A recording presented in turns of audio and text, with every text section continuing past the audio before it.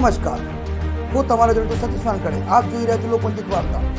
Report છે સુરત. અમરોલી સુરત ખાતેથી go સેવાર્થ Shrimad Bhagavat કથા જ્ઞાનયજ્ઞ કે ઉપલક્ષ્મે આશા ફાઉન્ડેશન ચેરિટેબલ ટ્રસ્ટના માધ્યમથી અને શ્રીનાથ ચેરિટેબલ ટ્રસ્ટ દ્વારા આયોજિત રક્તદાન શિબિરનું આયોજન કરવામાં આવેલ હતું.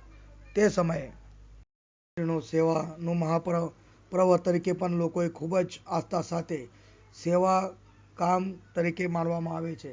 તો આશા ફાઉન્ડેશન ચેરિટેબલ અનેક સેવા કાર્યોમાં સક્રિય હોય છે. ત્યારે સેવા કાર્યોમાં એક હજુ ઉમેરો કરતા રક્તદાન કેમ્પનું આયોજન રાખવામાં આવેલું હતું. તે સમયે મુખ્ય ચેરિટેબલ ટ્રસ્ટના પ્રમુખ મહેન્દ્રભાઈ બોલીવાલ અને મુખ્ય મહેમાન તરીકે પરમ પૂજ્ય ગુરુજી શ્રી ભાનુદાસ રાજયોગી સંકેત આશ્રમ દાંડી રોડ સુરત, સંત સમાજ આચાર્ય ડૉક્ટર સુંદરસિંહ ચૌહાણ, રામપાલ સિંહ બેસ, પૂર્વ ડીએસપી ખટીક દીનબંધુ સેવા ટ્રસ્ટ ટીમ, ક્ષત્રિય રાજપૂત સમાજ, ગુજ્જર સમાજ, પ્રજાપતિ સમાજ સહિતના અગ્રણીઓ ખાસ ઉપસ્થિત રહ્યા હતા.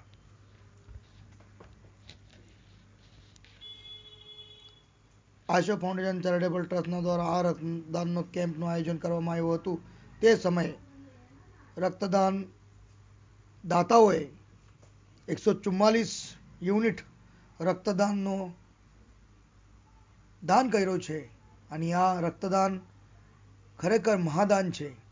આ લોકોએ કરવું જોઈએ એ ભાવના સાથે આશા ફાઉન્ડેશન ચેરિટેબલ ટ્રસ્ટ દ્વારા એક સંદેશ આપવામાં આવ્યો છે કે તહેવાર મનાવો તો માનવ સમાજના હિત માટે